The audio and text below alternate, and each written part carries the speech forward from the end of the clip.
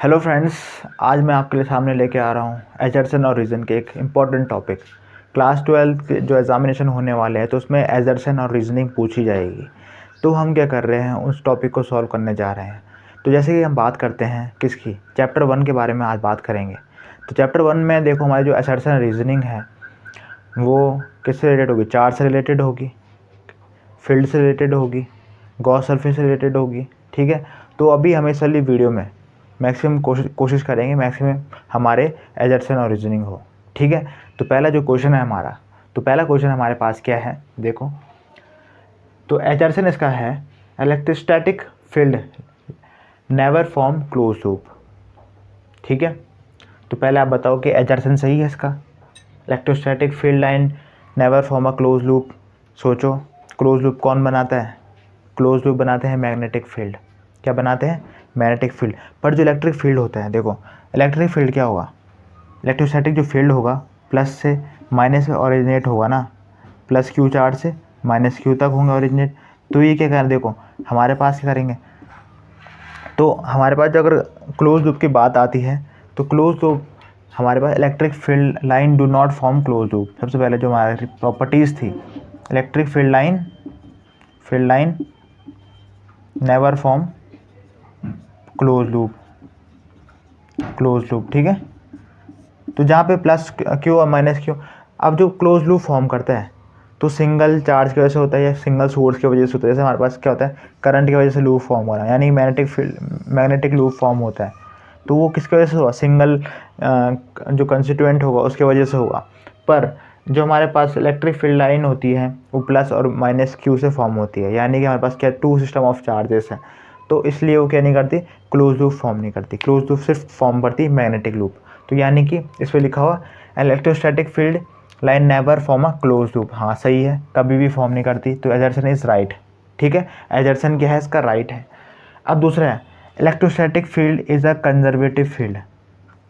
इसका रीज़न क्या बोल रहा है, जो इलेक्ट्रोस्टैटिक फील्ड है वो कंजर्वेटिव फील्ड है। तो ऑप्शन इज राइट। तो इलेक्ट्रोस्टैटिक फील्ड क्या होता है? Conservative field. अब कंजर्वेटिव फील्ड क्या होता है ये बताओ। तो कंजर्वेटिव फील्ड होता है, जैसे अगर हम क्या कर रहे हैं, काम कर रहे हैं, हमने क्या करा, एक पॉइंट चार्ज से दूसरे पॉइंट तक, एक चार्ज को दूसरे पॉइंट तक लेके आए, पर हमारा पाथ क्या था, इंडिपेंडेंट था, यानी कि वो पाथ से डिपेंडेंट नहीं होता। तो वो सही है, क्योंकि हमें लग रहा है अब यहाँ से यहाँ तक काम करना है। अब जो सपोज ये क्यू नॉट चार्ज है, क्यू नॉट चार्ज को हमने कहाँ लेके आना है, इसको मैं बिठा देता हूँ, इसको मैं बिठा देता हूँ और फिर आपको समझाता हूँ। अब क्यू नॉट चार्ज को हमने यहाँ लाना है, क्या लाना है, यहाँ लेके आना है। तो यहाँ तो हम इसको यहाँ से यहाँ भी ला सकते हैं। ठीक है, यहाँ से यहाँ भी ला सकते हैं, यहाँ से भी ला सकते हैं, यहाँ से भी ला सकते हैं। यानी पाथ क्या है यहाँ पे, पाथ क्या है, पाथ इज़ इंडिपेंडेंट।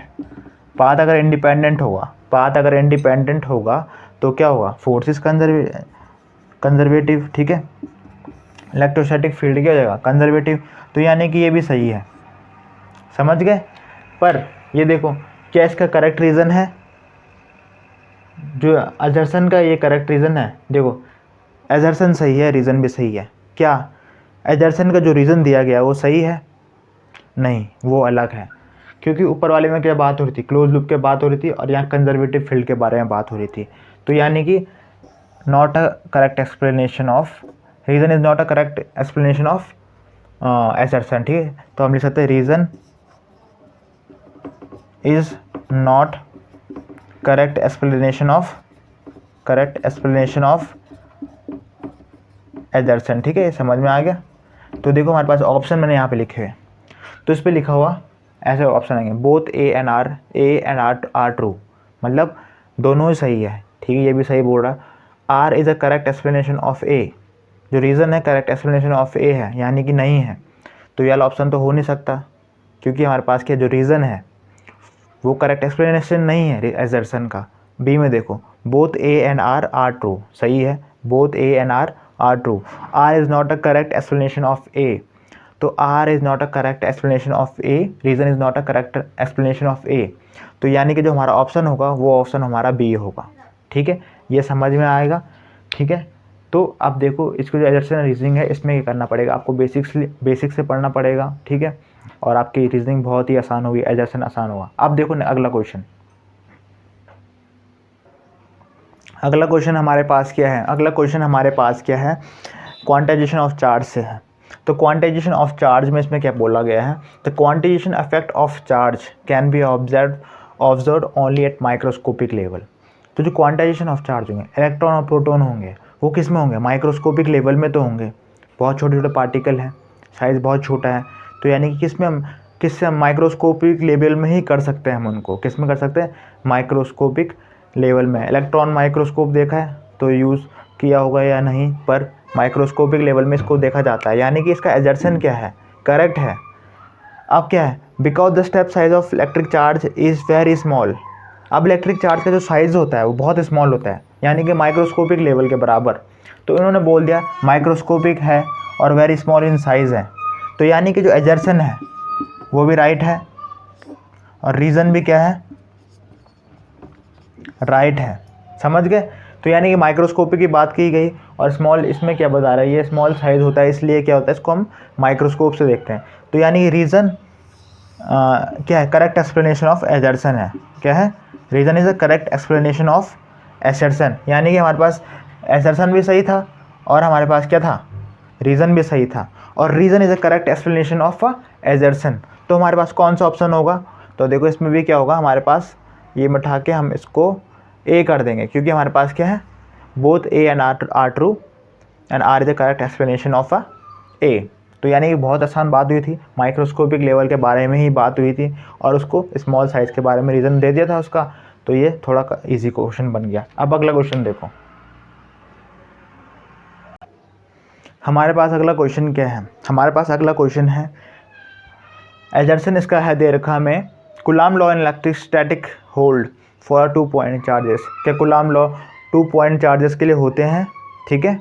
तो देखो हमारे पास क्या है, देखो हमारे पास क्या है, ये हमारे पास क्या है, कूलाम लॉ है। तो कूलाम लॉ सबसे पहले हमें पता है स्टैटिक चार्ज के लिए होता है, रेस्ट चार्ज के लिए होता है, किसके लिए होता है, इलेक्ट्रोस्टैटिक में किसके लिए होता है, रेस्ट चार्ज के लिए होता है। Q1 और Q2 क्या है, अगर हमारे पास क्या है, रेस्ट में है, तो ये फॉर रेस्ट चार्जेस होता है, क्या होता है, रेस्ट चार्ज। तभी तो नाम है इलेक्ट्रोस्टैटिक, किसके लिए है, इलेक्ट्रोस्टैटिक, ठीक है। तो इलेक्ट्रोस्टैटिक मतलब क्या है, एट रेस्ट, तो यानी कि इसका ऑप्शन क्या है, सही है, एजर्सन सही है इसका। अब रीज़न क्या है, अब ये इलेक्ट्रॉन, अब ये चार्ज होगा, अब ये चार्ज मूवमेंट करेगा, क्या करेगा, मूवमेंट करेगा। तो जब ये चार्ज मूवमेंट करेगा तो क्या प्रोड्यूस करेगा ये, तो ये हमारे पास क्या करता है, मैग्नेटिक फील्ड प्रोड्यूस करेगा, इलेक्ट्रोमैग्नेटिक फील्ड प्रोड्यूस करेगा, क्या करेगा, इलेक्ट्रोमैग्नेटिक फील्ड। अब चार्ज क्या होगा, मोशन में आएगा, क्या आएगा, मोशन में। रेस्ट में था तो इलेक्ट्रोस्टैटिक वाला हो गया, अब ये चार्ज मूवमेंट करने लग गया, अब ये मूवमेंट करेगा तो क्या प्रोड्यूस करेगा, करंट प्रोड्यूस करेगा, ठीक है। तो मूवेबल चार्ज क्या प्रोड्यूस करते हैं, करंट प्रोड्यूस करते हैं, और करंट क्या प्रोड्यूस करेगा, इलेक्ट्रोमैग्नेटिक फील्ड प्रोड्यूस करेगा, क्या करेगा, इलेक्ट्रोमैग्नेटिक फील्ड प्रोड्यूस करेगा। तो यानी कि जो ऑप्शन हमारे पास जो रीज़न है, तो यानी कि मूविंग चार्ज क्या प्रोड्यूस करते हैं, तो मूविंग चार्ज हमारे पास प्रोड्यूस करते हैं, इलेक्ट्रोमैग्नेटिक फील्ड प्रोड्यूस करते हैं। और ये वाला भी सही है, ये भी सही है और ये भी सही है। तो यानी कि इसका रीज़न भी सही है, यानी कि reason is a correct explanation of एजर्सन। तो रीज़न क्या है, करेक्ट एक्सप्लेनेशन है किसका, एजर्सन का। तो हमारे पास जो इसका ऑप्शन है वो ऑप्शन ए हो जाएगा, ठीक है। क्या हो जाएगा, ए। तो coulomb law is for rest charge, coulomb law किसके लिए है, रेस्ट चार्ज के लिए है। अगर चार्ज मोशन में आएगा तो कूलाम लॉ नहीं लगता, ठीक है। तब हम कहाँ पहुँच जाते हैं, इलेक्ट्रिसिटी में पहुँच जाते हैं, और इलेक्ट्रिसिटी के बाद हम किसके बारे में पढ़ेंगे, इलेक्ट्रोमैग्नेटिक फील्ड के बारे में पढ़ेंगे। तो वही इसमें क्वेश्चन था। अगला क्वेश्चन देखो आप, अगला क्वेश्चन जो हमारे पास है, अगला क्वेश्चन क्या है, इसमें बता रखा है, एजर्सन में हमें दे रखा है, in a non uniform electric field a dipole will have a translatory as well as rotatory motion. तो ट्रांसलेटरी और रोटेटरी की मोशन की बात की गई है यहाँ पे। जो इलेक्ट्रिक फील्ड जो डाइपोल मोमेंट, जो डाइपोल का मोमेंट होगा किसमें, non uniform electric of a dipole will have, तो यानी कि डाइपोल का motion in a non uniform electric field. अब नॉन यूनिफॉर्म इलेक्ट्रिक फील्ड है, ठीक है, तो यानी कि नॉन यूनिफॉर्म है, तो यानी कि कहीं E1 होगा, कहीं E2 होगा, ठीक है, एक चार्ज पे लगेगी ना, ठीक है। तो यानी कि जो फोर्स लग रही है चार्ज पे, फोर्स कितनी लग रही है, QE1 लग रही है, और फोर्स की लग रही है QE2 लग रही है, ठीक है। तो देखो सबसे पहले ट्रांसलेटरी मोशन होता क्या है, ट्रांसलेटरी मोशन वो मोशन होता है, अगर स्ट्रेट लाइन मोशन होगा, अगर क्या होगा स्ट्रेट लाइन मोशन होगा तो वो क्या होगा ट्रांसलेटरी मोशन होगा। तो अब देखो हमारे पास जो बात आती है किसकी, तो हमारे पास जो बात आती है किसकी, ट्रांसलेटरी और रोटरी। अब देखो इसमें क्या हो रहा, इस पर जो फोर्स लग रही है देखो स्ट्रेट लाइन पाथ फॉलो कर रहा है ना, ठीक है। अब एक पॉइंट कुछ ऐसा आता है, अगर इस पर अगर रोटेशन हो जाता है, अगर ये पॉइंट अगर कोई पॉइंट ऐसा आ जाएगा जहाँ पे फोर्स क्या लगेगी, अब ये फोर्स क्यू ई है, क्यू ई 1 हो गया, क्यू ई 3 हो गया। अब ये परपेंडिकुलर एक्ट कर रही है चार्ज में, क्या कर रही है, परपेंडिकुलर एक्ट कर रही है चार्ज में। तो परपेंडिकुलर एक्ट करेगी तो उसमें उससे क्या होगा, फिर वो रोटेट होने लगे स्टार्ट हो जाएगा, यानी कि उसमें टॉर्क लग रहा है, क्या लग रहा है, टॉर्क लग रहा है।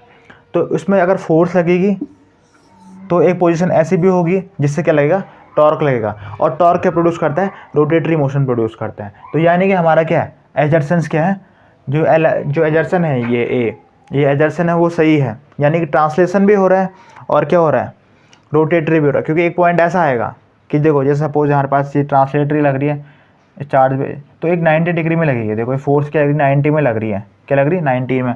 तो 90 में क्या लगता है, टॉर्क है, force into perpendicular distance is a torque, और torque always produce the rotatory motion, ठीक है। तो ये हमारे पास क्या हो गया, ऑप्शन ये सही है।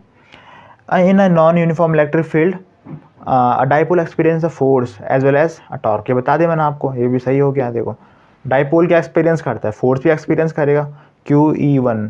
अब आपको मैंने इलेक्ट्रिक फील्ड बनाया था ना, ऐसे बनाया था बहुत बार, इलेक्ट्रिक फील्ड ऐसे बनाया, ये यूनिफॉर्म को बनाया था। तो फोर्स क्या कैसे करती है एक्ट, ऐसे करते हैं, QE एक्ट करती है ना, QE, ये तो यूनिफॉर्म का, ये नॉन यूनिफॉर्म का, तभी मैंने E1 E2 लिखा हुआ है यहाँ पे, ठीक है। तो यानी कि रीज़न भी सही है और एसर्शन भी सही है, और reason is a correct explanation of a assertion, ठीक है। तो यानी कि हमारे पास क्या हो गया, ये वाला सही हो गया, ए वाला, both A and R are true, ठीक है। And R is the correct explanation of, R is the correct explanation of A. समझ में आ गया। तो इस तरह से क्या करना है, सॉल्व करना है, इसका ऑप्शन है ए, ठीक है। अगला क्वेश्चन देखो। अब देखो हमारे पास क्या है, दूसरा एजर्शन है, coulomb force between the two charge is a central force. क्या हमारे पास जो कूलम्ब फोर्सेस होती है वो सेंट्रल फोर्सेस होती है, यस वो सेंट्रल फोर्सेस होती है। क्या होती है, देखो हमारे पास क्या होती है, दो चार्जेस हैं, तो हमारे पास जो ये लाइन ऑफ एक्शन है यहाँ पे, तो लाइन ज्वाइनिंग द 2 पॉइंट, ये किस तरह एक्ट कर रही है, सेंटर में एक्ट कर रही है ना, तो Q1 और Q2 है, ठीक है। तो यानी कि लाइन ज्वाइनिंग द 2 पॉइंट्स, तो यानी कि किस में ये क्या है, सेंट्रल फोर्सेस होती है, क्या होती है, सेंट्रल फोर्सेस होती है, क्या होती है, सेंट्रल फोर्सेस होती है। और line joining between the, line joining the two charge, ठीक है, line joining the two charge. तो ये हमारे पास क्या होती है, ए और बी क्या है हमारे पास, क्या सेंट्रल फोर्सेस है, line joining the two charges है, ठीक है, line joining the two charges हो गई है। और देखो इसमें हमारे पास एजर्सन भी आ गया और रीज़न भी आ गया, देखो दिख रहा है आपको, it is because the Coulomb law force act along the line joining the two charge. तो यानी कि line joining two charge which mean that is a central force, क्या है, सेंट्रल फोर्स है। तो यानी कि क्या है, reason is a correct explanation of एजर्सन, एजर्सन is true and reason is also true. तो हमारे पास क्या, option A is a correct answer. तो ये समझ में आ गया। तो इस तरह से कूलम्ब लॉ के क्वेश्चन पूछे जाते हैं। अब जो दूसरा क्वेश्चन हमारे पास क्या है, if a conductor is a given charge then there is no excess inner charge appear, ठीक है। अगर if a conductor is given a charge, अगर कंडक्टर को चार्ज दिया गया, सपोज चार्ज कंडक्टर हमने दे दिया, सपोज यहाँ पे ए प्लस हो गया और यहाँ पे एक चार्ज था, अभी तो कोई दिक्कत नहीं है। जब दूसरा चार्ज आएगा, ठीक है, तो दूसरा चार्ज क्या होगा, अब दूसरे को रिपल करेंगे, क्या करेंगे, एक दूसरे से दूर होने की कोशिश करेंगे। तो ये चार्जेस होता है, ये चार्ज कहाँ शिफ्ट हो जाएगा, यहाँ एक यहाँ शिफ्ट हो जाएगा इसकी सरफेस में और एक इसके सरफेस में। तो यानी कि इनर चार्ज क्या होता है, there is a no excess inner charge appear, यानी कि अब यहाँ पे जो एक्सेस थी इनकी क्वांटिटी थी, इनकी ज़्यादा क्वांटिटी में थे ना, अब वो सेपरेट हो गए। तो यानी कि चार्ज क्या हो गया, यहाँ पे सेपरेट हो गए और वो कहाँ चले गए, एंड टू एंड चले गए, क्या चले गए, एंड टू एंड ही चले गए। अब एंड टू एंड ही चले गए तो यानी कि यहाँ पे जो इलेक्ट्रिक फील्ड हो जाएगा वो क्या हो जाएगा, जीरो हो जाएगा, क्या हो जाएगा, जीरो हो जाएगा, ठीक है। अब इलेक्ट्रिक फील्ड जीरो है, कॉमन सी बात है, अंदर इलेक्ट्रिक फील्ड जीरो, तो चार्ज कहाँ होगा, सरफेस में होगा, क्या होगा, सरफेस में। तो इसका जो एजर्सन है वो सही है, यानी कि there is no excess inner charge, यानी कि कोई इनर चार्ज नहीं होता इस कंडक्टर में, ये कंडक्टर है, क्या है, कंडक्टर है। अब देखो रीज़न क्या है, electric field inside the conductor is zero. तो रीज़न क्या है, electric field inside the conductor is zero. तो ये भी सही है और ये भी सही है, पर एक चीज़ पे ध्यान दो, अगर ये असर्शन होता, अगर ये रीज़न होता, तब तो करेक्ट एक्सप्लेनेशन था। अब असर्शन को रीज़न में दे दिया और रीज़न को असर्शन में दे दिया, तो reason is not a correct explanation of a assertion. ठीक है, तो reason is not a correct explanation of assertion। ठीक है, assertion का करेक्ट एक्सप्लेनेशन नहीं है। ठीक है, तो यानी कि क्या होगा, ए भी सही है, बी भी सही है। तो इनमें से देखो, ए भी सही है, ए और R true, R is a correct explanation of A, ये तो होगा नहीं, क्योंकि reason is not a correct explanation of a A. पर इसमें देखो, both A and R true, R is a not a correct explanation of a assertion। तो यानी कि option B is a right answer. तो ऑप्शन बी क्या है, right answer है। कभी कभी ऐसा हो जाता है, रीज़न का assertion में दे दिया और assertion को रीज़न में दे दिया। ठीक है, थोड़ा ध्यान से क्वेश्चन को पढ़ने की कोशिश करना। अब देखो हमारे पास क्या है, कॉन्सेप्ट देखो, अगला क्वेश्चन आ गया है, assertion है, रीज़न है, देखो दे रखा है यहाँ पे, the concept of electric field offers an explanation as to how an electric field होगा, ये इलेक्ट्रिक फील्ड चेक कर लेता हूँ, इलेक्ट्रिक फोर्स होगा। ठीक है, electric exact force on other charge. अब देखो हमारे पास यही है। ठीक है, यानी कि जैसे हमारे पास क्या इलेक्ट्रिक फील्ड बन रहा है, क्या बन रहा है, इलेक्ट्रिक फील्ड बन रहा है।